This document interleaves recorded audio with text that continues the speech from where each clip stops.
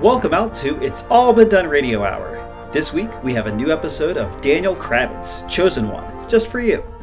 Before we get to that, we would like to thank It's All Been Done Presents, our wonderful host site. It produces podcasts, written work, video, and more. You can check it out at IABD Presents, which just got a cool new redesign. Don't forget to support us at patreon.com/IABD. A mere $2 donation gets you access to past and upcoming live streaming shows, as well as exclusive bloopers and video. And now, without further ado, It's All Been Done Radio Hour. 2 weeks ago, York, Pennsylvania. A teenage girl, arms full of books, hurries along a street in a not-so-nice part of town as the sun sets early in the evening. Better appreciate me. Making this trek nearly every day. Hey, pretty girl, how about we get to know one another? Stay away from me. I have pepper spray. The girl quickens her pace, only slowing when she ducks inside the rehab center. With a quick nod to the front desk clerk, the girl climbs the stairs to room 203, near the end of the hall. Hi, Levi. You shouldn't have come. You say that every day, and yet I always do. Those guys harass you again? What? No, of course not. I saw them from my window, Annie. What if they hurt you? I got the books you asked for. Don't know why you're into all of this stuff. I'll just take the last batch back then. When are you coming back to school? Soon. Mom says I should be out of here in a few weeks. Excellent. I'll be glad to have you back. Will you have the bandages off by then? I don't think they'd let me come to school with my face wrapped up like a mummy. Yeah, I guess not. I mean, you could hide a shiv or something in there.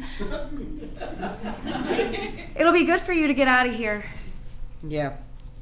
It's been almost a year since... I know how long it's been. Yeah.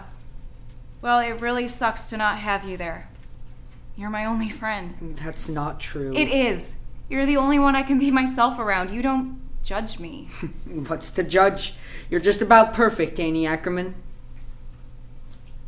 Well, I should get home.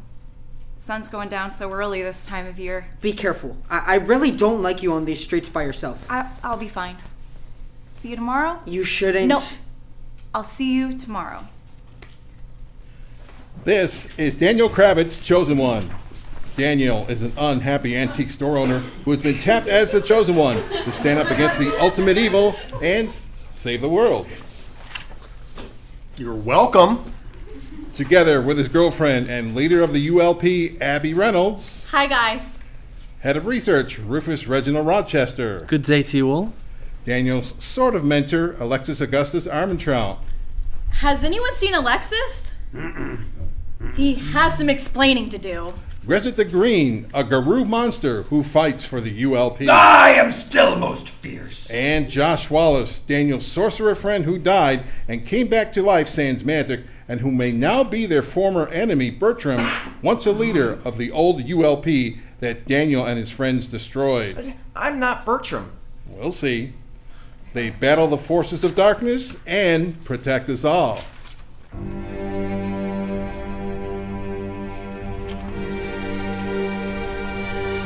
I was born in the city of Columbus, Ohio. I was the tallest one in my class, standing 6 feet old. By the time I hit grade 5, made me sad to be alive, 'cause I don't feel like I belong. No, I don't feel like I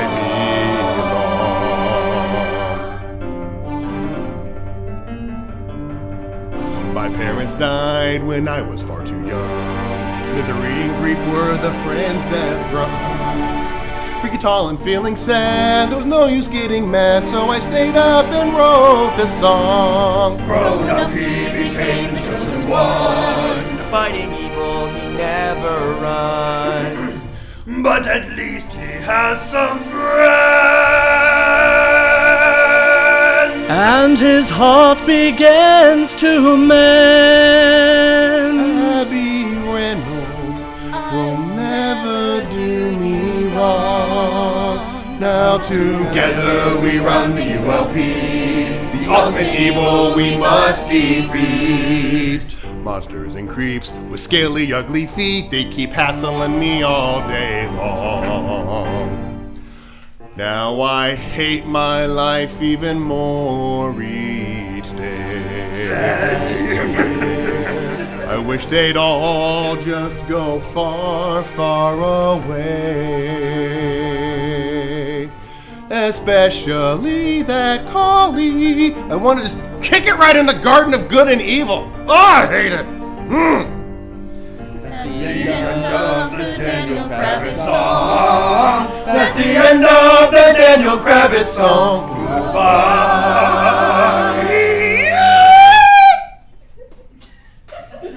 Ha ha.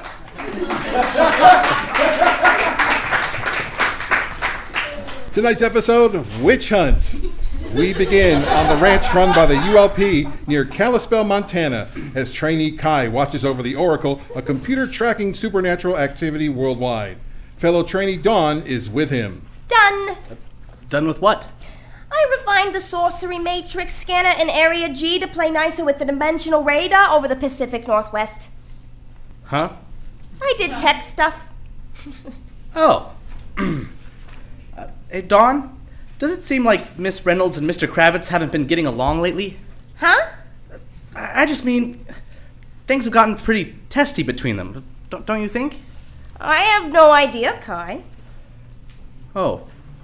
And so what if their relationship is on the rocks? How is that any of our business? I mean, she's the head of the ULP, and he's the chosen one, so... Uh-huh, so what? I don't know.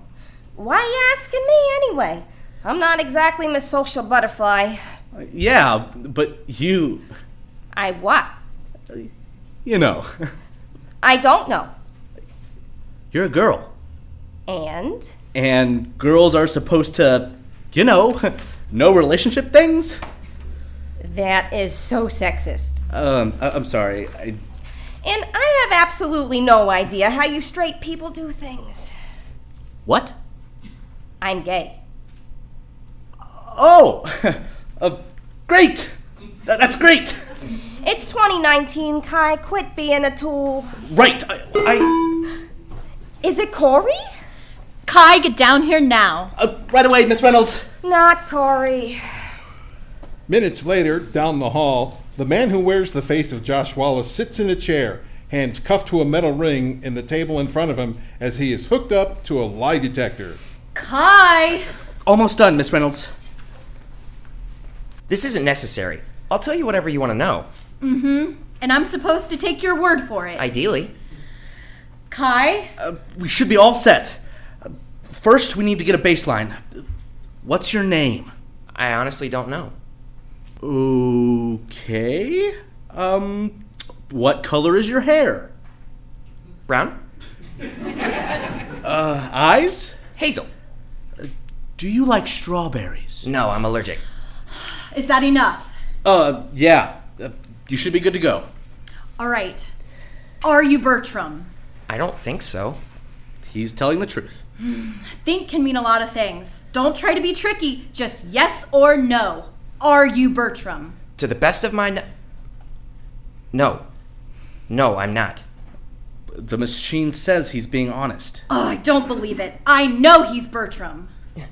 If you aren't going to listen to the lie detector, why go through the trouble of hooking me up to it? I need answers.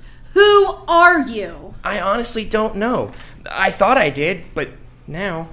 There are multiple people bouncing around in here, and I don't know which one is really me. Is Bertram one of the multiple people? I don't think so. Is Josh Wallace? Maybe, I'm not sure. His memories are, like, a rough version. It may be him, or maybe him without a soul. I don't know. Oh, this isn't useful at all. I'm sorry. I really wish I could tell you what you want to know. Switching gears, we go to an abandoned construction site in York, Pennsylvania. Large steel beams set to form a building that will never be complete. A water tower full, but never connected, sits atop, a victim of the last recession. We catch up to Daniel, Rufus, Grezit, Sorcerer Alfredo, and trainee Corey Addison, also known as Squeezy, amid the metal skeleton. This magic is itchy! Joshy Washy's disguise spells weren't itchy witchy! Hula Grezit. It should not be itchy. Let me adjust the cloaking spell. Ah, that is much better, sexy Alfredo. I fear we have been sent on a wild goose chase. Really? Whatever do you mean, Mr. Rochester? Well, Miss Addison, so far everyone we have investigated failed to yield any positive results. We have only 2 left, Levi Talpern and Anne Ackerman. Cuckoo said the cop was going to meet us here 10 minutes ago. Where is he? When was the last time you checked in with her, Daniel? Yesterday. Don't you think we ought to check again?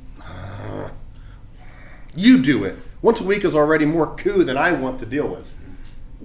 Well, yesterday's information surely isn't too outdated. Let's give him a little more time. Do we always have to travel in packs? Surely Mr. Rochester could have handled this alone. I'd watch it, Squeezy. You're lucky we took you off the ranch. I thought, and Abby agreed, that if Yiddish magic was afoot, we might need reinforcements. It can be quite powerful. I'd like to catch it and add it to our collection. We have next to no known Yiddish magic in the archives. Which is known for its unpredictability. Yes, well, hence the team. Rufus Reginald Rochester. Ah, yes, that's me. Detective Porter. You brought a whole team, didn't you? Yes, well, one can never be too careful. I don't know what you people do, but you're definitely connected, so I guess I should take your word for it. And I don't want to deal with stuff like this anyway. Not sure I even believe it. That is a nice trench coat. Hey, did you bring the stuff? Here. Oh, for me? Well, you shouldn't have. Detective Porter hands over a manila folder. Daniel reaches for it, but Corey snatches it first, quickly flipping through it with Grezit looking over her shoulder. I'm not sure you're gonna like what you see. Ain't pretty. Well, anyway... Grezit does not understand. It is red juice. Why is Squeezy bothered by red juice in a Pikachu? It's not my name, you... That Squeezy, you good? Oh yeah, she's good. Fine. Let me... Here, well, let me... Okay. Well, there's your problem. That isn't juice, Grezit. That's blood. No! That cannot be, Daniel Kravitz! That Pikachu is full of lies! Oh, nothing smashes harder than Mr. Smashy, and only Mr. Smashy could make a mess like that! Well, it is a pulpy mess. I haven't seen anything like that before, which is surprising considering I've been at this for a while. Me neither. Happened about a month ago. Street gang around York. Been around for a while, or they were. First 3 pictures is what the boys in the lab think is just one of the bodies. Oh, sweet Jesus. Looks like they were crushed, right? But they were found in an alleyway, no debris or evidence, anything that I could see. And we searched the entire city. What beast could do this? Baby. Well, I do not know. May we, for our records? Snap away! Miss Addison, if you'd be so kind. Sure. As they snap pictures, Detective Porter lights a cigarette. Stop that! What? It's just a cigarette, and we're outside. Yes, well, I'm sorry, What? Cancer, yes. Yeah. Corey's family, yes. Rufus's Sorry, we just don't like smoke. Detective Porter flicks the cigarette to the ground. No ciggy. We good? Yes. All right. Do you have anything on the leads we sent you? We've had difficulty locating them. Well, not a lot. Levi Talpern, 15-year-old male, and Ackerman, 16-year-old female, both sophomores at Central York High School, off of Mundus Mill Road. And the book. Uh-huh. So I talked to the Ackerman girl about a while back. She borrowed the book after hearing the Halpern kid talking about it. He had it checked out for months. Ackerman, only a week or 2. So, she's a witch, then? Perhaps. A witch would not need long with a book such as this. Or just a child playing with things she doesn't understand. Even more likely if it's the boy, given the length of time. Well, a kid playing with things they don't understand. It's very interesting. That sounds familiar there, Squeezy. Both are from prominent Jewish families in York, well respected in the community. Frankly, I don't think the boy could have done it. He was in a bad accident about a year ago. Pretty bad. In and out of rehab the whole time. A druggie. Physical therapy. Oh. Well, that's surely a lot of time to read and summon something. While under constant care, there was someone in the room with him at all times. Which leaves the young woman that may or may not be a witch. If she did this, she's a witch. Witches are neither inherently good nor bad. They Look at page 10. But she was attacked. And guess who attacked her? A mushkin beast? A snartle? Billy Elias? She is the bad guy. Duh. Our friends in the pictures. Or what's left of them. Well, wait. So this gang attacked the Ackerman girl? Parents filed a complaint. They were harassing her on her way home from the rehabilitation center. A day or two after, they threatened to hurt her. Less than a week later, they were V8. And what of Halpern? The Halpern kid is a recluse. Was in the hospital for a year. Doesn't interact with people much outside of the girl. He was in the rehabilitation center at the time of the first incident. And the second? Same. Could you ask some follow-up questions? I will. Text them my way and we can get them when school lets out. But let me do the talking. I've got the badge. A little later, Central York High School, the final bell rings. A few kids straggle out of the classroom. One of them is a skinny young man with long bangs covering his eyes who slowly walks down the hall. This is Levi Halpern. Levi? Yes? Oh, hi. Hi, Anne. Annie. Anne. Hey, hi. Do you have the report for Miss Hudson done? Yes, it was easy. For you, maybe. Hey, I could come over in a bit, and we could study, if you want to. I don't know. Oh, your parents? No, it's not them, it's just... Because I have a great rapport with them. It helps that your parents are really nice, like you are. I'm really sorry, Annie. I just have stuff to do. Well, maybe when you're done, could I call you? I don't think that'd be a good idea. Oh. Did I upset you? I know it's only your first day back, but you've been avoiding me in the hallways, and I don't know. I miss your face. My face? Of course you do. Hey, I meant that. Outside this school, Detective Porter waits for them. Parked nearby is a medium-sized U-Haul truck, which is really too small for our group, crammed in on top of one another, for which we go to now. Detective Porter questioning the girl will surely draw less suspicion than any of us. I do not draw suspicion in my stupid human suit. Okay, well, one, it's not a suit, it's a spell. And two, you're a giant Garroot monster. You're green with scales and stupid giant claws. You draw attention no matter what you look like. I can only do so much. Yeah, buddy, face it. You're a creepster. Ugh. Sure, as we creep on kids in a large, highly obvious truck. Nice one, Squeezy. Are we being obvious enough, though? Should I rename my phone's Wi-Fi to FBI surveillance, Mr. Rochester? Nah, too far. Nope. No treat for you. Would you just look at them, Daniel? The throes of being young. Don't you wish you could just go back? Would the tall freak in nature want to relive the days of his youth, full of painful memories and just constant heartache? Yeah! Abso-freaking-lutely! Well, I enjoyed my own academia. Surely there must have been a highlight of yours. Abby? Well, I mean, beyond that, Ooh, there are so many younglings! Which one is the youngling we seek, Daniel Kravitz? See? Creepy. How is that creepy?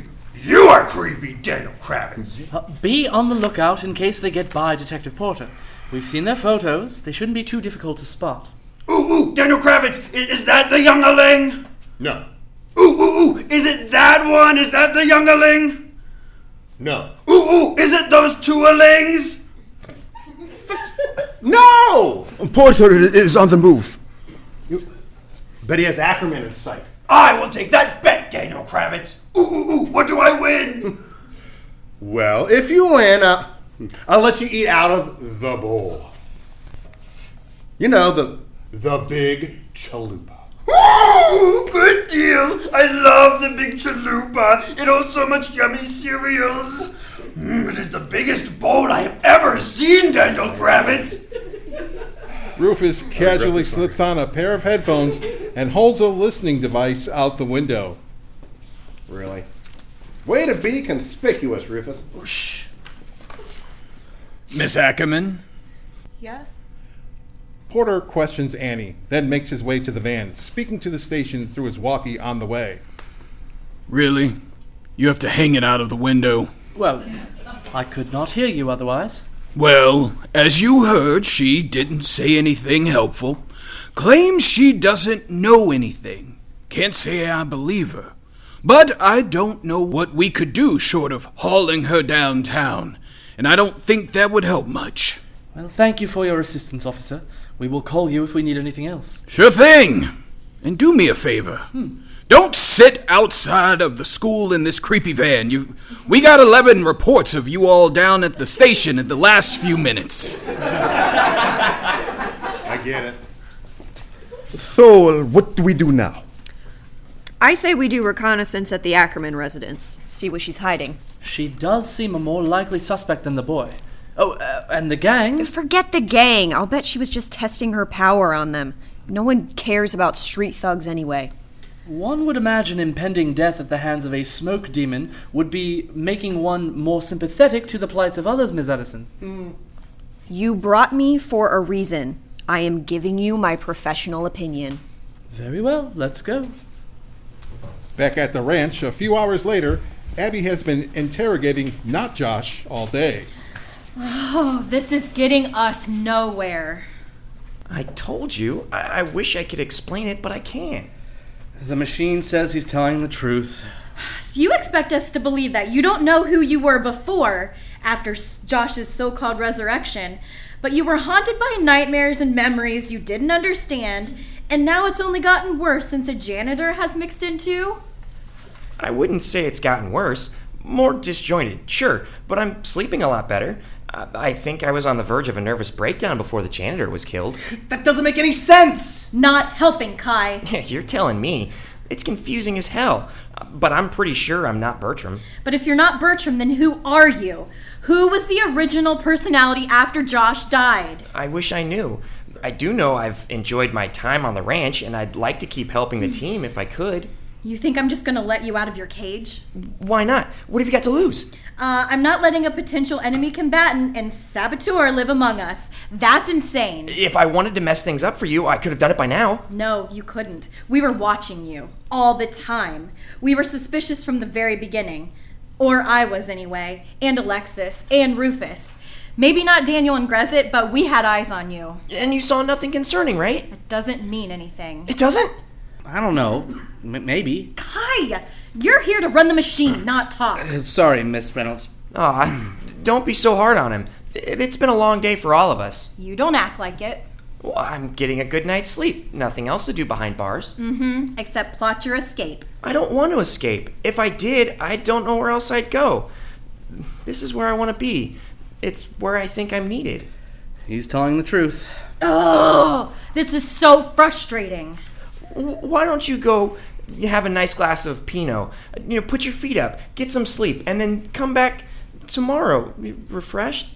Maybe things will look different then. Don't try to sweet talk me. I wasn't, I swear. That's a lie! All right, I was. Can't hurt to be nice to your captors, can it? It says he's telling the truth again. Fine. We're done for the day. Kai, pack up the equipment and take him back to his cell. Yes, Miss Reynolds. But whoever you are, I warn you, I will figure out what you're up to. If you do, please let me know. Back in Pennsylvania. When is this girl coming home? It's like 9:30 p.m. and it's on a school night. Heads up. Ooh, who is it, sexy Alfredo? Is it the Ackerman girl-a-ling? Quiet, Grezit. Stealth mode. Remember. Sorry! Sorry. What is going on with the streetlights? They seem to be going in and out. Almost as if something huge is moving in front of them, but I can't quite... For the love... Come on, Grezit. Oh boy! Grezit the Green is finally here!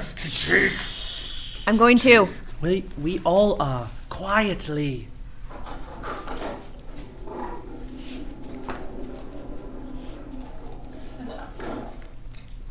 Leave alone now. Suddenly, standing in front of them is Annie Ackerman. She slowly tilts her head, staring, studying them, waiting. Well, hello there, little girl. Daniel, she's 16. Well, hello there, teen girl. Sounds a little creepy. Yeah, little girl, not less creepy. I told you you were creepy, Daniel Kravitz. Leave alone now. Yeah, we heard you. Are you all right, Anne? The girl looks bewildered. Not all present, but as Daniel takes a couple of tentative steps toward her, her arm inhumanly extends and grabs the chosen one by the throat, hauling him into the air. Daniel gasps for breath, flailing his feet. I'll help here. I will save you, Daniel Kravitz. Grezit snarls as he jumps at the girl, who deftly moves out of the way of the Garou monster. Corey strikes next, and Alfredo begins circling his hands. Distracted, Annie doesn't see Grezit recover and lunge again, knocking her to her knees. Daniel's feet hit the ground, and he stumbles backwards a bit, the girl's appendage dangling from his neck like a tie. Ha ha! You are no match for me, youngeling! Damn it, Grezit. Miss Ackerman, are you all right? Rufus carefully approaches the girl. The appendage around Daniel's neck slowly turns to a mud-like sludge. Rufus, As Rufus turns to look at Daniel, large, sludgy tentacles shoot out of the girl's back and knocks Rufus over. Then they wrap around Grezit and throws him hard into the street lamp. All right. Now, see here, Missy. I was going to go easy on you, given your age and your petite frame, but now The girl is no longer there. In Annie's place stands a lumpy, bipedal creature. As it moves into the light of the street lamp, they can see it clearly. My word. It's a golem. What the hell is a golem? In Jewish folklore, a golem is an animated being that is magically created from clay or mud. Alfredo, can you... I have no magic that would work against a golem. Wait, that thing is just a big clump of dirt and sticks? I told you she's a witch. She is 100% controlling it. Stay away. Move it. Rufus, Daniel, and the others dodge as the goopy arm of the golem forms a hammer and smashes the front of their van. Aw,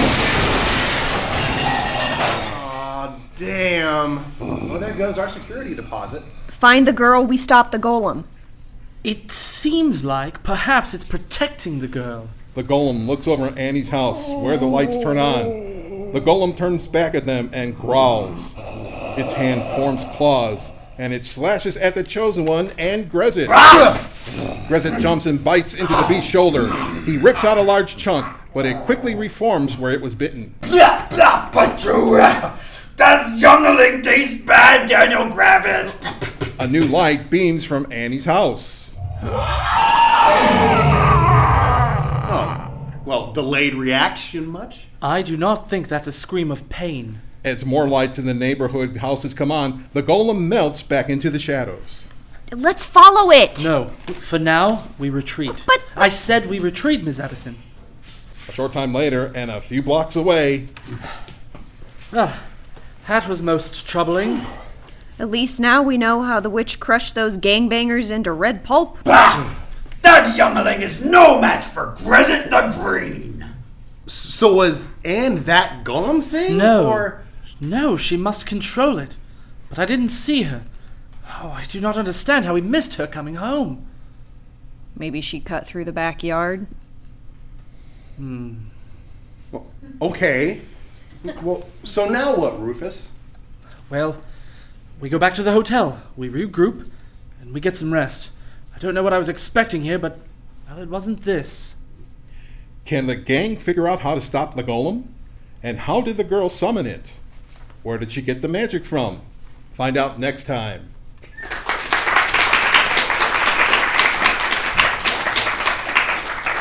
It's All Been Done Radio Hour, episode number 281. Daniel Kravitz, Chosen One. Episode number 34, Witch Hunt. This episode was co-written by Nick Arganbright and Jerome Wetzel, and directed by Nick Arganbright.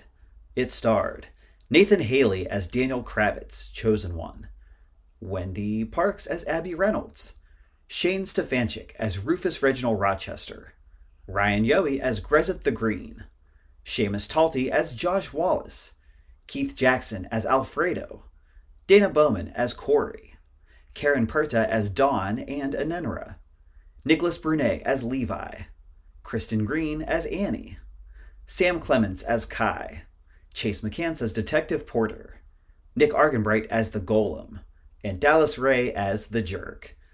The episode is narrated by Chris Allen, and our Foley artist is Seamus Talty. Our technical director is Shane Stefanchik. Our music director is Kristin Green. Theme songs are composed by Nathan Haley with lyrics by Jerome Wetzel. The podcast is edited by Chris Allen. Check out our website at iabdpresents.com. Our next live show is Saturday, March 13th at 5 p.m. Get your tickets by heading to our website and clicking the Live Shows button under the podcast section. Thanks for listening and have a great week. Bye! Is it Corey? Abby, Oh, sorry. page 51. Next to Minnesota. Oh, sorry. Sorry. Rufus Reginald. I thought you were trying to think of a voice. I am. I've never been in your show before. Oh. Roof. Fuck it. You're a pirate. You're a pirate. No, I'm not a pirate. Rufus Reginald Rochester. Porter's a pirate. Chase, you're a cop, so just whatever. Rufus Reginald Rochester. Yes, that's me. Fuck it. Detective. Porter. Did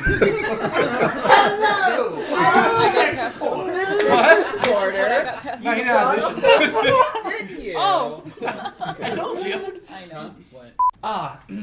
Yes. Sorry. Cancer. No, Pisces.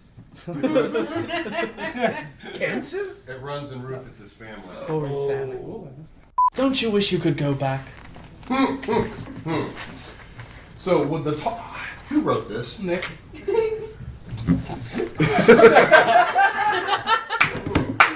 It's All Been Done presents. Who's got the time?